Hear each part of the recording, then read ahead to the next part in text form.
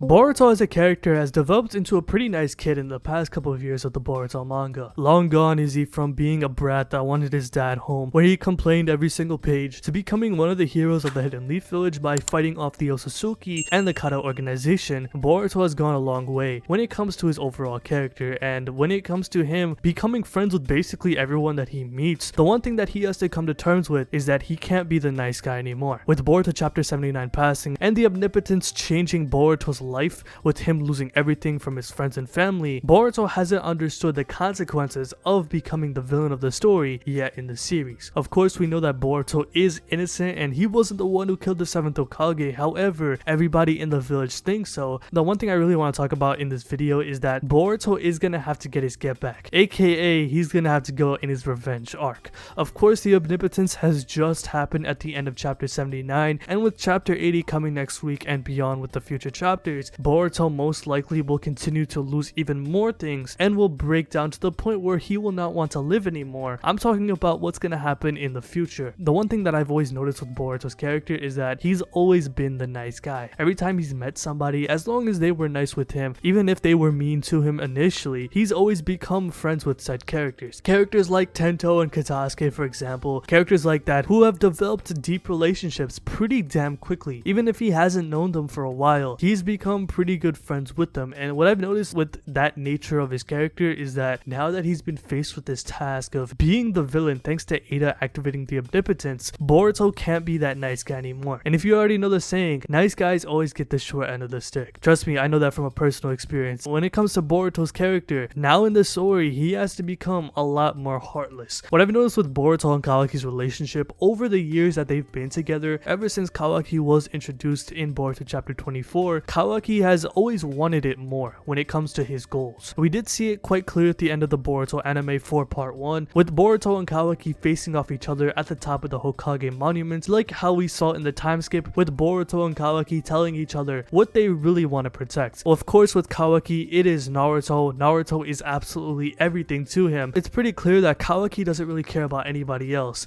but Naruto. And when it comes to Boruto, he has friends and family that he cares about, and his livelihood since he grew up in the Hidden Leaf Village, unlike with Kawaki. As we saw at the end of part 1, Boruto and Kawaki state their goals of protecting who they really care about, with Boruto's prophecy and Kawaki being with Naruto. And we clearly see this in the manga, and unfortunately with Boruto, the truth is Kawaki just wanted it more. And in just a simpler terms, Kawaki had that dog in him. He wanted it more when it comes to his goals. As we saw Kawaki seal Naruto away and take initiative of his goals of killing all of the Otsutsuki. With him realizing this and that the Otsutsukis are the reason why he went through this pain growing up, he wants to eliminate all of them. And with Boruto vowing that this prophecy won't happen and that he will do everything in his power to make sure that he won't lose anything, we clearly saw that Boruto did lose. He did not take initiative. Of course, when it comes to Boruto and Kawaki, Boruto has the advantage here because he's the one who grew up in the village. He is the one who was initially seen as the hero who teleported Ishiki away from the village in the battle against him and was the one who fought off most of the Kata organization. Boruto was seen as the true son of the Hokage. With Kawaki realizing this in chapter 79, he was quite jealous of Boruto being put in that position. Of course, with Kawaki, he wanted to kill all of the Otsutsuki. With Kawaki's actions and him wanting to take initiative, I'ma be real here, Kawaki just wanted it more compared to Boruto. He understood what was at stake. With Boruto vowing that this prophecy won't happen, instead of taking initiative just like how Kawaki did with his goals, Boruto kind of just let it happen, to be honest with you. I mean, when it comes to post-code battle, Boruto really hasn't been able to accomplish anything. Everything that has happened post-battle where he became an Otsutsuki has just come to him, where instead he could have taken initiative, but he just stood on the sidelines and just saw what happened. Whereas with Kawaki, Kawaki took initiative. He sealed away Naruto and made that vow to eliminate all of the Otsutsuki, starting with Boruto. And with him going up to Eida and telling him that he wishes that he was in the position of Boruto, the omnipotence activated, Boruto can no longer be the nice guy. He got the short end of the stick. Now that he's put in this position as the villain of the story, he's gonna have to change his mindset. He can't be this nice kid anymore, and to be honest with you, he's gonna have to get his get back on Kawaki. Now, of course, this doesn't mean that Boruto's gonna try to kill Kawaki, but there's gonna have to be some things that Boruto's gonna have to realize now that he's in this position. The number one thing that Boruto's gonna have to come to terms with is that he is the villain of his own story. With Boruto stating in the very first chapter of the manga, saying that it's his story, now that Naruto was sealed away, he's gonna have to take initiative for the rest of this series. One thing that I've noticed with Boruto's character is that Kawaki has taken a lot of the shine away from Boruto plenty of damn times, and I think it's pretty clear ever since Kawaki was introduced into the story, a lot of the focus was shifted over to Kawaki. Naruto taking him in, Kawaki's backstory with him suffering with the likes of Jigen and Ishiki, and his come up with the Kata organization, and as well as with Kata trying to bring him back, Boruto more or less felt like a side character than the main character. Now of course Boruto has had plenty of main character moments, but for the most part the story has been shared between Boruto and Kawaki, and to be honest with you, it's gotten to the point where most of the fandom has become sick and tired of seeing Kawaki take over chapters again and again and again.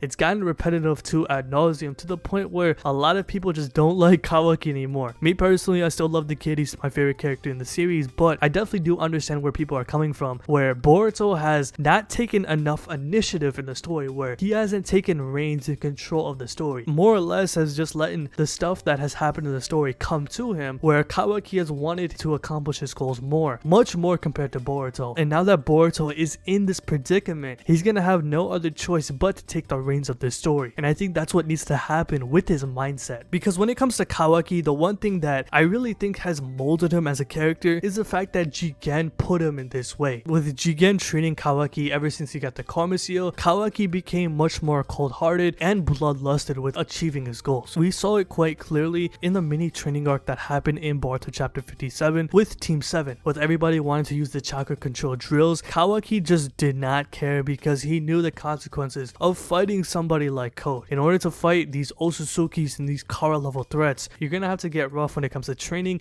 and you're gonna have to get a much more stoic and dangerous mindset. And that's the one thing that Kawaki has when it comes to his advantage of achieving his goals compared to Boruto. Boruto has always been that nice kid who has wanted to befriend everybody, just like how Naruto was in the story. And this has always been pretty similar to Naruto and Sasuke's relationship compared to Boruto and Kawaki as well. When it came to the original Naruto series, Sasuke has always took the initiative compared to Naruto. Of course, there has been moments where Naruto, like with Boruto, has taken initiative, but for the most part, Sasuke and Kawaki, it's been pretty similar with both characters where they wanted it more. They wanted to accomplish their goals compared to their counterpart in the story, and we've seen this quite clearly in Chapter 79. With him wanting to be in the position of Boruto, it happened. Kawaki wanted to achieve his goal much more compared to Boruto, and it finally happened in the story where when it comes to this dilemma between Boruto and Kawaki and their goals, Kawaki just got his goal faster, and now that Boruto basically lost out of achieving his goal of protecting everybody, he wasn't able to stop this prophecy.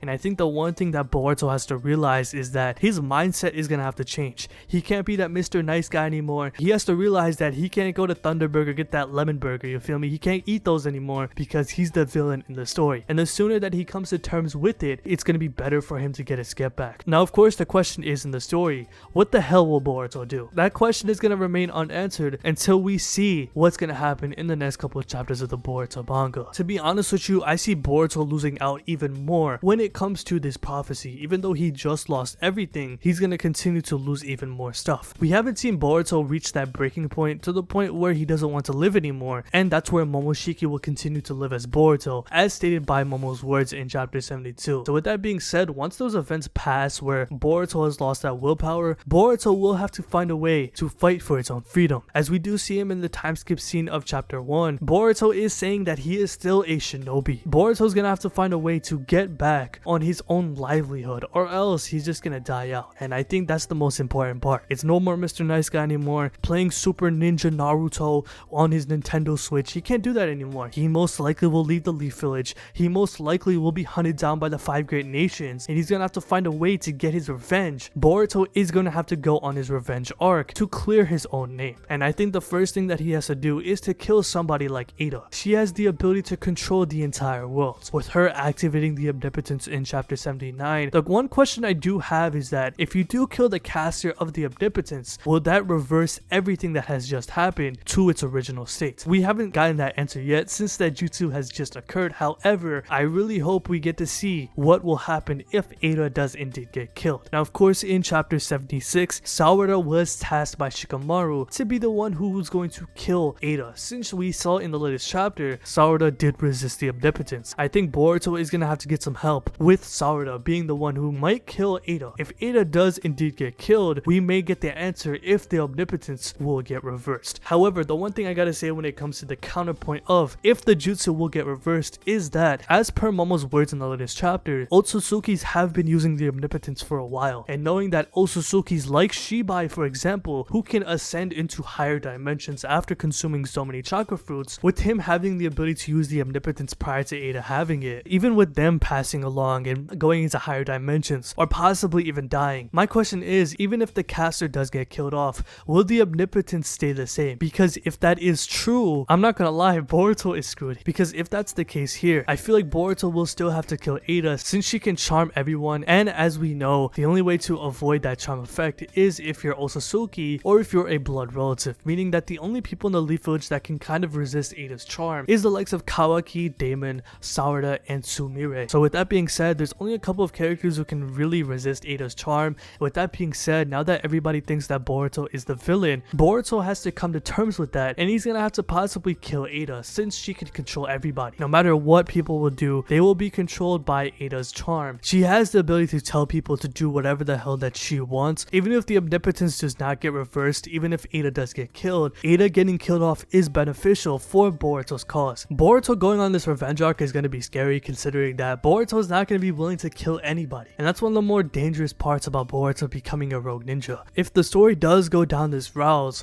Boruto will have no other choice but to defend himself. If Boruto does go on this revenge arc, he's gonna have to come to terms that he is now the villain, and he will have to commit some crimes in order to clear his name and to get revenge on everything that Kawaki said on him. With that being said, I'm very excited to see what's gonna happen in Boruto Chapter 80, as most likely Boruto will continue to lose more things, and once Boruto gets over the hump of not wanting to live anymore. Before I end this video, I do want to address the whole Boruto teaming up with Code, because I've seen some people state that, and in my opinion, I really don't see that happening, considering that Code wants to feed Boruto to the Ten Tails. The one goal that Code does have is that he wants to become an Osatsuki by feeding either Boruto or Kawaki to the Ten Tails to harvest a chakra fruit. If Boruto does run into Code, I definitely do think Code will want to just feed him right on the spot, and I don't think Boruto will just want to get killed. I really don't see that happening unless Code just puts that goal to the side. It just wants to get revenge with Kawaki. It could work if Code just somehow forgets about that goal and just puts that aside and wants to get revenge, and Boruto wants to team up with Code, but in my opinion, with Code wanting to destroy the Hidden Leaf Village, that's Boruto's home. I don't think Boruto wants to inadvertently get the Leaf Village destroyed just to get his revenge. He's gonna have to find a way to get his get back, and with that being said, the first thing he's gonna have to do is come to terms that he is the villain now in the story. And I really like this that Kishimoto's going down this route, because Boruto finally is gonna be on his own. So let me know how you guys feel about this video in the comment section below. How do you think Boruto will go on this revenge arc, and do you agree with me? Do you think Boruto will even go and try to get revenge on Kawaki, and what do you think Boruto will do? To be honest with you, it's just hard to say, considering that this all just has happened in the story. So with that being said, I'm pretty excited for Boruto Chapter 80 and beyond. So let me know how you guys feel about this video in the comment section below. So if you like this video, hit that like button, subscribe, hit the bell as well, and have a good day. Peace.